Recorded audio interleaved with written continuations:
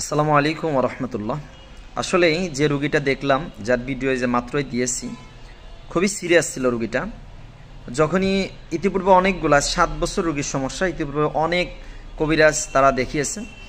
যখনই শুনছে আমার কাছে নিয়ে আসবে, রোগীর শরীরে জিনগুলো আসার পরে সর্বপ্রথম চেষ্টা করছে তারা পুকুরে মানে পানিতে নিয়ে যাইতে। তো ওইখানে ওর বড় বোন বাধা দিতে পারে নাই। এরপরে হলো রুগীকে ছাদে নিয়ে গিয়ে ওখান থেকে দিছে ফেলে, ঠিক আছে। তো রুগীর পিঠের হাড় ভেঙে গেছে।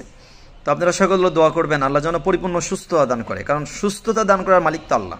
আর যেহেতু আমরা সম্পূর্ণ তাবিজ কবজ নকশা ব্যতীত কোরআন এবং সুন্নাহর মাধ্যমে রুকিয়া চিকিৎসা করে থাকি, আপনারা আমাদের জন্য খাস করে দোয়া করবেন।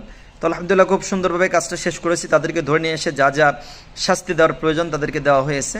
আপনারা চাইলে ডিসক্রিপশনে ভিডিওটা দেওয়া আছে, আপনারা দেখে নেবেন। আমার ফেসবুক পেজে পরিপূর্ণ ভিডিও আছে, আপনারা দেখে নেবেন ইনশাআল্লাহ। আসসালামু আলাইকুম ওয়া রাহমাতুল্লাহ।